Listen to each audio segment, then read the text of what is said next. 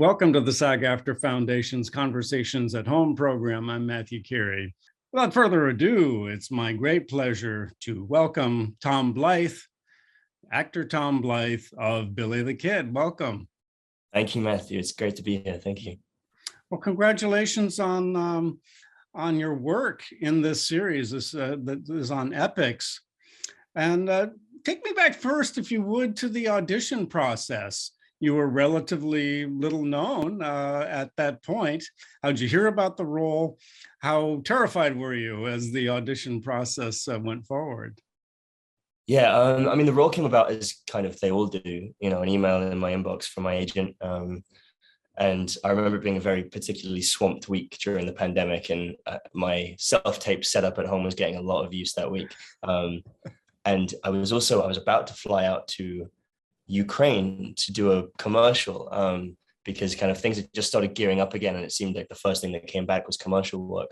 And I managed to get a commercial, and I was, living upstate in a barn house basically to escape New York COVID and New York rent prices, and it hadn't worked for a while, and got this commercial, and I was like, thank the universe for finally bringing some bread home. And then that week I also, about 2 days before, got the audition for Billy, and I almost didn't do it. I very nearly didn't do it because I wasn't sure I was going to have enough time to do it justice. And I've learned over the years that like time is just something I need to really feel like I can dig deep into a character. And so I very nearly didn't do it, but the moment I sat down and I read the pilot, and it just spoke to me in a way that nothing had for quite a while. And I'd been out of Juilliard for about a year, I think, at that point, almost exactly a year. And I was like, something just said, you have to do this. You can't miss this one. If you're going to miss any, don't miss this one. And so I did it literally the day I flew out to Ukraine. I had like an hour spare. I did it over Zoom with a friend like this, and kind of forgot about it, which is always the best thing to do. You audition and then forget that you've even done it. Otherwise you drive yourself nuts. And then a few days later, they got back and said they really liked it. And we did a second round, a callback round of another tape. And then I think in total, there was about 5 rounds of taping, including one where I met with the first director, Otto Bathurst, over Zoom. And it was all remote, the entire process, because this was like March of 2021. So everything was like this. And yeah, it was pretty intense. I mean, they kept coming back with like kind of request after request for different aspects of Billy that they wanted to see, because the whole show is very much about lifting the rock on the kind of the everyman of him. Like, where everyone thinks of him as this kind of killer and this notorious outlaw, but there's so much more to his character that this series kind of unveils, I guess. And so every time I thought I'd kind of nailed it, Michael Hurst and Donald DeLeon would come back with a request for like, okay, great, we've got the killer instinct. Now we need his kind of witty, sardonic, watchful gaze a little more. Oh, in this one, we need you to play, sing this song, because he was a great singer. He was a folk singer as well as a killer. And so, I eventually I just kind of let it go and started playing with it. And this is a really long-winded answer to your question. But once I kind of realized that what they really wanted was to kind of capture the kind of multifaceted kind of everyman aspect of him, I really got to play. And there was one particular tape where they asked for a song, and I was like, stuff it, I'm going to pick up my guitar and like really enjoy this. And this is like three weeks into the kind of process of auditioning. And I sent them a song on guitar, an old folk song, an Irish folk song that apparently was the clincher for Michael Hurst. He saw that and was like, that's it, we found Billy. So yeah, that was a long-winded explanation, but. And what was that folk song? Oh God, it was Raglan Road. Oh, Raglan Road, which has been done many times by. Exactly. Stop, you're going to take me out of a job. Well, I don't think so, because you have a really nice voice, as we get to see. So you're acting, you're horseback riding, you are speaking Spanish, you are speaking with an American accent. You are reaching into your toolkit to play this character, which must be very fulfilling and a little bit intimidating. Very much both of those things. Yeah.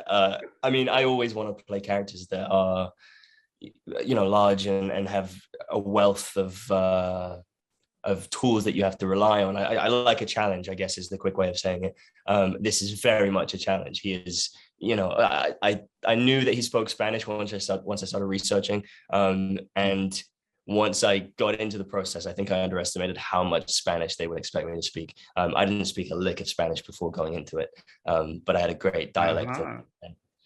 Spanish coach who helped me, and the more I did, the more Michael seemed to rewrite into the script. I think he liked seeing me squirm a little bit, but I guess I also kind of, because I like the challenge, I would, you know, he would rewrite something the night before and say, oh, by the way, there's another Spanish paragraph, and I'd go home and I'd spend all night getting it right, and then coming back in, and he'd go, okay, great. Let's see what you can do next week. And each week it would get harder and harder, because we were always fine tuning. It was very much a collaborative process where Michael Hurst and I were kind of, you know, building Billy from the ground up from the start. I mean, the script was sublime to begin with. And then Michael is very trusting. Once he saw that I responded to the character that he'd written, he was very, very trusting and collaborative in terms of, you know, getting on the phone with me or emailing at like 5 o'clock in the morning before going to set, where I'd say, you know, this line doesn't feel quite right. Can we adjust it? And he'd come back with a rewrite. It was a really collaborative process, but yes, a huge challenge. There were so many skills to learn. So you went to one of the finest acting schools programs in the country, Juilliard. What about that training did you sort of rely on? I'm sure in many, many ways, but are the things that come to mind where you were like, oh man, I'm glad I went to class that day because I could really draw on this as I was trying to play Billy? I mean, all of it, honestly. It's a bit of a cop-out answer, but while in Juilliard, I think we all, you know, there are moments where you're sleep deprived for 4 whole years. It felt like 4 years of sleep deprivation. They call Juilliard the jail yard as its nickname, because you're just there 24/7, almost 7 days a week. You really do live there. You take naps in your dressing room. You on your dressing desk, you have like a mini kitchen because you're there more than you're at home. So people literally had like microwaves and like coffee makers, and you know, it's all that to say, it's a grueling program. And while you're in it, I don't know that you fully appreciate all the things that you're absorbing and getting because you're so tired. But it's funny, I think that tiredness almost like lets you absorb it subconsciously more than consciously, because there were things with Billy where I hadn't even realized that I picked up that skill. You know, there were certain voice classes that I thought I was a bit checked out of because I was so exhausted, but I was still showing up. I was doing the work, and the teachers are fantastic, so they know how to get the most out of a zombie student.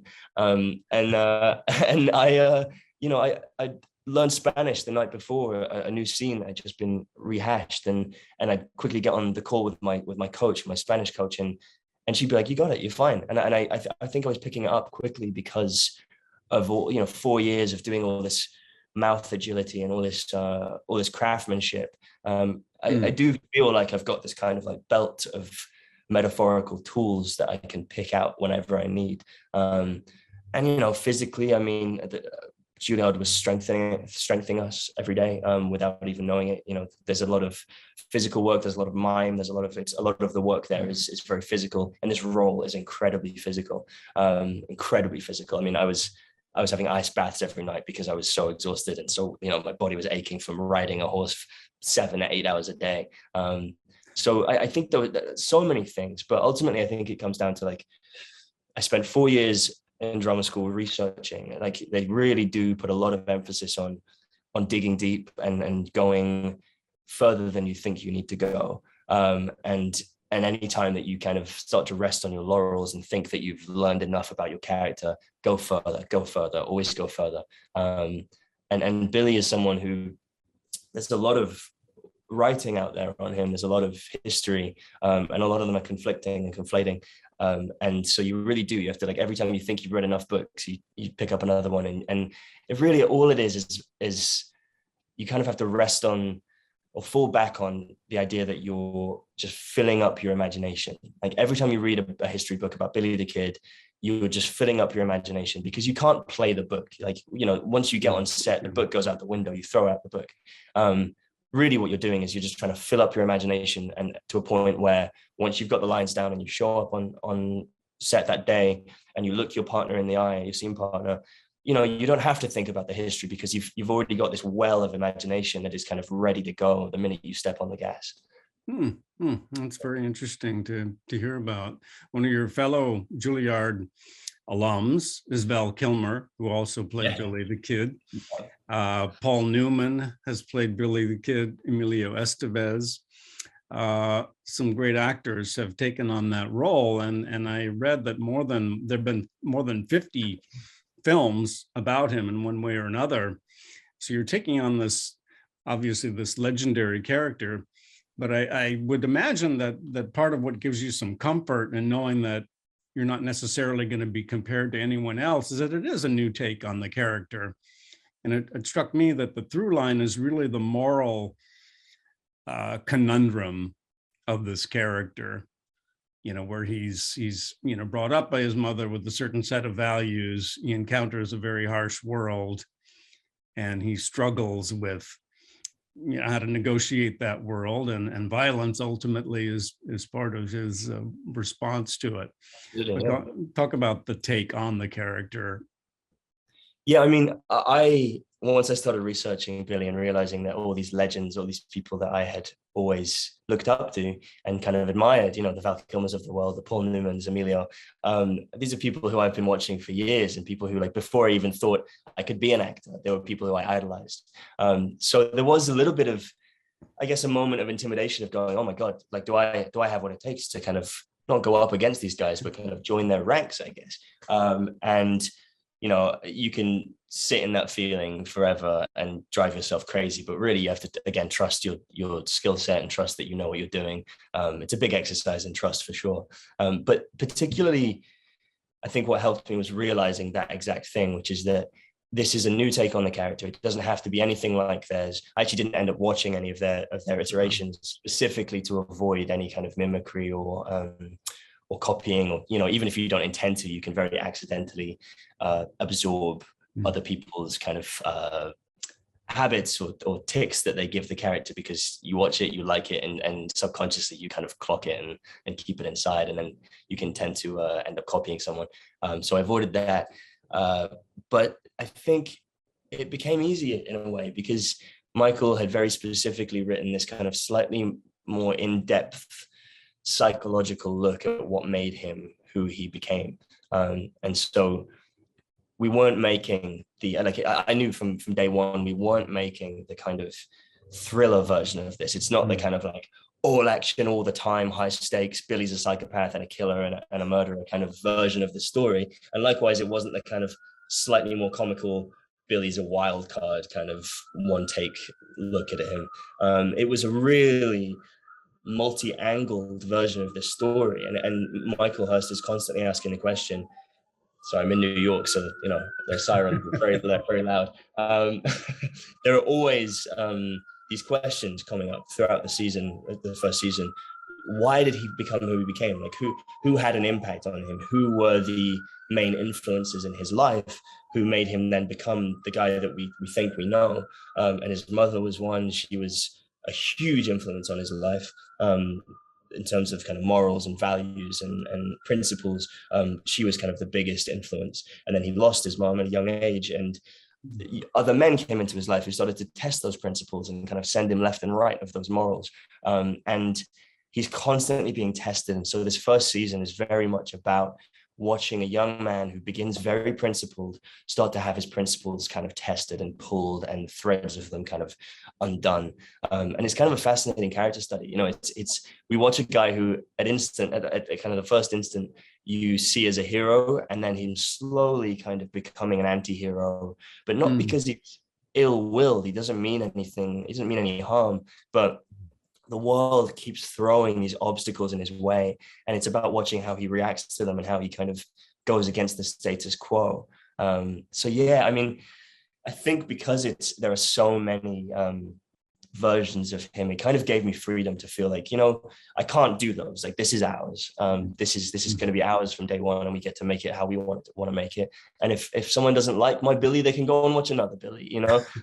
Ultimately, like, you can't please everyone. There are history buffs out there who like will say, oh, that didn't actually happen that way. And it's like, well, we don't exactly know how anything happened that happened 140 Yeah. years ago. It's all accounts from someone or another who has a certain perspective or a reason for thinking that way.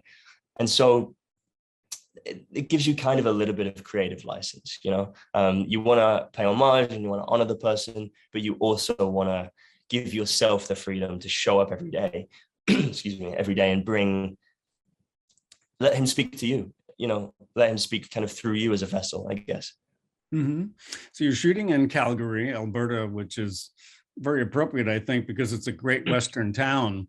Yeah. Perhaps some Americans don't realize that, but it's got the Calgary Stampede. So it's very Oh, yeah. much, you know, a Western kind of town that we can all identify with, of images we've seen in movies and that sort of thing. So take me through the process of costuming. And you've got your hat. I wonder how many hats you had, because God forbid you've got one hat and it blows away in a stiff wind. I'm sure you've got more than one, but how helpful was it in a historical piece to have your costume and suddenly feel like, yeah, I'm in the Southwest? Yeah, totally. I mean, we first tried on about, man, like 20 different hats, I think, to begin with. And there's one iconic picture of him, right, that I think everyone has seen if they've heard of Billy. And it's the only one that's kind of confirmed to be him. And then there are two others which are kind of contested. People aren't 100% sure that it's Billy. It's thought that it is, but we're not sure. So this one picture kind of became our holy grail in a way of kind of building him from the ground up. And we wanted to like kind of honor that picture. So Carol, our amazing costume designer, and Otto, first director, and I kind of collaborated to kind of basically trying to honor the picture while not feeling beholden to it. So we tried on a bunch of different hats. And in the picture, one of them is really high. It's kind of, it's like a real top hat with a lot of like top heavy kind of weight. And we tried that on and I looked like Jim Carrey in Cat in the Hat or whatever, like one of those kind of Dr. Seuss, Dumb and Dumber, maybe. Or maybe that. Yeah. Maybe in his tuxedo, you know. Exactly. Yeah. So we went, okay, this is ridiculous. Like we want to honor the picture, but we also have to make sure people aren't just like distracted by the hat the whole way through.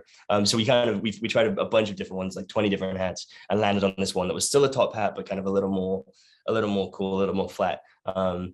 And you just don't want to feel ridiculous while you're riding a horse, like you said. But for me, costume is a huge part of finding a character. I remember in drama school at Juilliard, there was a teacher who used to insist that even if we were just doing a scene study class where, you know, it was stripped back, it was just you and a scene partner, even with script in your hand, hadn't rehearsed it yet, hadn't played in the room, she would say, whatever you do, find a pair of shoes that makes you feel like your character. So you feel like you're walking in your character's shoes, kind of metaphorically and literally. And it's amazing. The minute I put the whole costume on, it was really cool. But the moment I put the boots on, that was when I was like, oh, now I know who he is. You know, there's something about the way someone walks and the way that changes your center of gravity, can entirely change your energy, the way your energy moves around your body, which then in turn changes the way you speak and the way you look and the way you move through a space.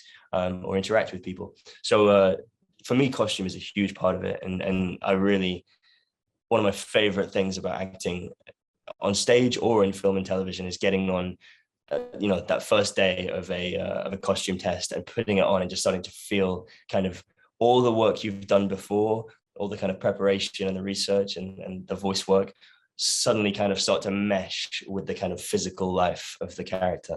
And it's amazing how quickly your imagination fills in the gaps and starts to change the way you stand and the way you move and the way you talk. So that's a huge part of it for me. Speaking of your hat getting blown off on a horse, we had a game that apparently is a common game amongst like cowfolk and people who live and work on ranches. If your hat blows off and you don't catch it, you have to buy all the wranglers a case of beer. So without dropping his name in the dirt, Daniel Weber, who plays Jesse Evans, who's kind of my brother and my nemesis throughout the season, that man could not keep his hat on to save his life. Honestly, I can't count the amount of cases of beer he had to buy for the crew. And luckily mine never came off. I don't know how, but I think, yeah, I don't know. I guess the student in me didn't want to buy anyone a case of beer. I was like holding on to it for dear life. So yeah, that was a fun part of it as well. Yeah, it's no cheating with, getting a rig, stringing it to your head somehow. Exactly. That's not fair at all. But and then, of course, one of the important physical elements of doing the role is handling weapons. And needless to say, we all have come to understand, if we didn't before, how important that is and can be dangerous. But for your character, you've got to be absolutely plausible and convincing as a guy who handles a six-shooter. Yeah. How difficult was that to arrive at that sort of comfort level of drawing your weapon and that kind of thing? Actually, it was a lot more difficult than I expected it to be. I'm British. I grew up in the north of England. No one has guns. It's just unheard of. No one has guns. So coming here, I've lived in the States for 6 years now, and I live in New York, so it's pretty similar. You don't see or interact with weapons on a daily basis. So when I got to set and we kind of had our first day of, well, no, first of all, I had quarantined for 2 weeks, and they sent me like a replica gun, a practice gun. I had my wisdom teeth taken out during that period of 2 weeks of quarantine. And so I was in agony, and I was sat at home, and I was like, what can I do? And actually, literally 2 days in, the prop master came and knocked on my door and handed me like a secure case with like a practice weapon, specifically for spinning. And I remember when I first took it out, I was kind of shocked at how tentative I was with it to begin with. And it kind of hit me. I just realized that I wasn't someone who had the opportunity, I guess, or the kind of any sort of reason to interact with weapons or guns in my life. And so I spent 2 weeks kind of practicing spinning, but mostly, more than anything, practicing drawing and putting it back, and just getting that kind of motion comfortable and second nature, I guess. And after a while, it became comfortable. And then on the first day of filming, we had a kind of a safety training session where the props master took us through kind of etiquette and safety. And we were very lucky on Billy the Kid that from day one, there was a culture that was established of just safety before everything else. Safety first and foremost. The guns were treated, they were treated as hot weapons, hot meaning dangerous, even though they never were. They were treated as, no one ever kept their gun on them longer than they needed to. It was always passed directly between the prop master and the actor, never any other third party, which I believe is how it should be. I mean, I think it should be a clear line of kind of passing the weapon between two people who are kind of cleared to hold it, and no one else should ever touch it. It's as simple as that, I think. And before ever using a weapon in a scene, we would clear it with the entire crew present, and we would fire six clear shots into the ground that didn't have anything. So it's just a click, click, click, click, click, click, click, just to show everyone that there was nothing in the chamber and there was nothing in the barrel. Because that way, even if everyone already knows and assumes it's safe, there's just a feeling of people aren't at risk, and then people can do their jobs. It's like everyone wants to turn up to work, do their job, go home safely to their family. And so even just for peace of mind, we would do it. We do that first thing, and then we go for lunch, and we come back and we clear it again and show everyone again. And I think that's how it has to be. If you're playing make-believe with real world weapons that are real dangerous things, there's no reason why it should be unsafe. Well, those are important lessons, I think, for everyone to keep in mind. And you mentioned Daniel Weber, who plays Jesse Evans. And you have this really fascinating relationship that develops in the course of the series. One of your co-stars also is Eileen O'Higgins, who plays your mother. And I wanted to ask about working with her and Daniel about, in the case of Eileen, she is your mom. I don't think she's that much older than you are, though. But how did you make that relationship convincing? I think those scenes with her really work. Yeah, Eileen is not much older than me. We're I think about 6 years apart in real life. She's a young mother. She is, yeah. Actually, scientifically impossible, I think. Yeah, she is an incredible actor first and foremost, and she obviously had to play Billy's mom in the first 2 episodes, which is predominantly Jonah Collier, who plays young Billy.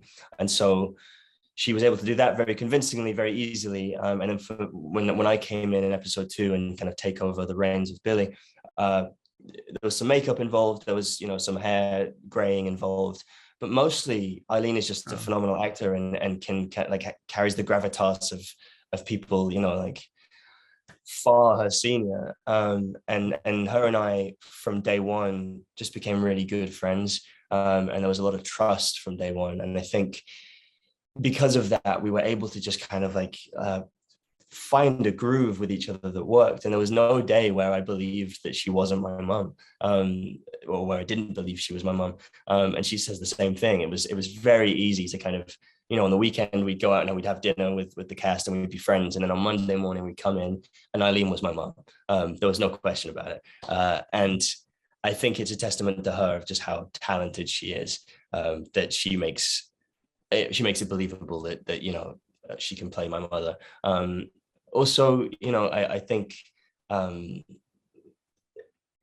there's a certain suspending of your imagination that happens, where if you get two good actors together who they believe themselves in the relationship, then the audience starts to believe in the relationship. And Eileen I learned so much from Eileen. I mean, there's some of the kind of biggest lessons acting wise in my life have come from working with her during those 4 months in Calgary. You're at a really exciting stage of your young career. And of course, we heard recently that you have been cast in the prequel to the Hunger Games, which is pretty fantastic. How excited are you to embark on that, incredible franchise and really fantastic films that were very, very popular, of course, and had great actors in them, including Jennifer Lawrence, of course. Yeah. Oh man, I mean, I still kind of can't believe it, to be totally honest with you, Matthew. I loved those films growing up, and my family used to go and run to see each new one that came out.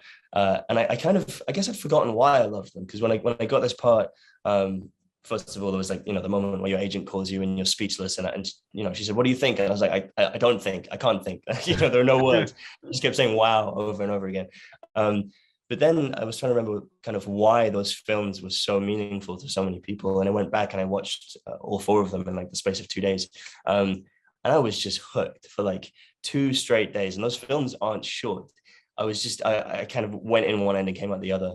And they're really entertaining films. They're really, they are big blockbusters with big effects and visual effects. And it's an amazing world that they built. But I think more importantly, they are meaningful films. They like, yes, they're young adult, yes, they're blockbusters, but they're also, the themes that they deal with are incredibly poignant and incredibly relevant even now. I mean, I think if I had to like boil it down to what they're about, I think they're about propaganda and class warfare, which is an incredibly like relevant topic that we still are dealing with every day now. With what's going on in Russia right now, like you can't help but kind of draw parallels between the Capitol and the Hunger Games and the Russian government. It's a propaganda warfare film, while also being a love story and a coming of age story. And so I love things like that they kind of subvert your expectations. You think you're going in to see a young adult blockbuster, but you come out thinking about the state of the world. Because I think that's what we should be doing. It's like, it's James Baldwin's quote about art being, the purpose of art being to hold a mirror up to society. I think that's what it is that we do. And yes, it can be entertaining while you do that. It doesn't have to be, a smack around the face every time you go and see a movie. But I do think a movie should make you think. So I feel incredibly lucky to kind of step into this very exciting world, but I also feel kind of honored to be trusted with this part that, Donald Sutherland played to perfection in the original films. And now I get to kind of go back and look at a slightly more, I guess, again, kind of complex look at what made this mastermind evil politician into what he became. I feel very, very lucky. Almost makes me think a little bit of Hayden Christensen, going back and some of the origin stories of Darth Vader. There might be certain comparisons to definitely Sutherland's character and Darth Vader. So Absolutely, you mentioned that you had shot a commercial in Ukraine. You'll be returning to Eastern Europe then to shoot the Hunger Games prequel. right. And when do you embark on that? I leave a week tomorrow, so Oh, yeah, I go very, very soon. I'm not ready. My apartment's a mess. I need to pack up and get ready to go. Everything's always last minute. But yeah, I love. We begin in Berlin and we shoot in Berlin and Poland. And again, I mean, yeah, I can't help but be aware of the fact that we're shooting this film about kind of the yeah, the politics that I just talked about. And kind of this, it follows on from the civil war that's just happened. And we're going to be shooting in Berlin in these structures that were very, very present during World War II. And we're kind of utilizing all this kind of brutalist German Soviet architecture for the capital. And I think it's going to feel very palpable being there. I think it's going to really give the film some like extra life. Yeah, I'm very excited. I kind of guess I haven't really put into words how thrilled I am to be going, but a summer in Berlin filming this incredible franchise is like a dream come true. Yeah. Oh, that sounds very, very exciting indeed. And just a final question for now, as you embark on that very high profile Hollywood project, what will you take from your experience having made the first season of Billy the Kid? Because I think as an audience, you may think, oh, it's sort of like the actors did it in 2 weeks or something, but you're evolving as an actor as you're gaining this experience, particularly at this early stage of your career. So what are the things you feel like you have absorbed and learned just in the process of making Billy the Kid that will serve you on your next project? I think the main number one thing is to trust the basics. I think sometimes, especially having been through a drama school training program, it can be really easy to kind of get heady about it and start to kind of overthink the process and what you should be doing and what you shouldn't be doing, and feeling like you've missed something. And when that happens, what I've learned and what Billy really taught me, Billy the Kid taught me, is to just like go back to basics with it. If you feel lost, give yourself some more time. Like time is always your friend as an actor, and you don't often have a lot of it, but what you can do is you can kind of create time for yourself, even if that is just saying, you know what, I'm gonna make a list of a playlist of music that reminds me of Billy, that makes me feel like Billy, and I'm going to go for a walk and I'm going to listen to that playlist, and I'm just going to give myself 20 minutes to walk around the block and listen to that playlist of songs that remind me of Billy or remind me of Coriolanus Snow, and get into kind of his energy a little more. And that's a really simple basic thing you can do. We were lucky in my class at drama school to be taught by Daniel Day-Lewis for about 2 months, just after he announced that he was quitting acting. And he came in and he wanted to do something different. And he came in and he taught us for 2 months. He taught a scene study class. And we all became very close with him because he's an incredibly empathetic and intellectual and calm, caring man. And so he, more than a teacher, he became kind of a mentor to all of us.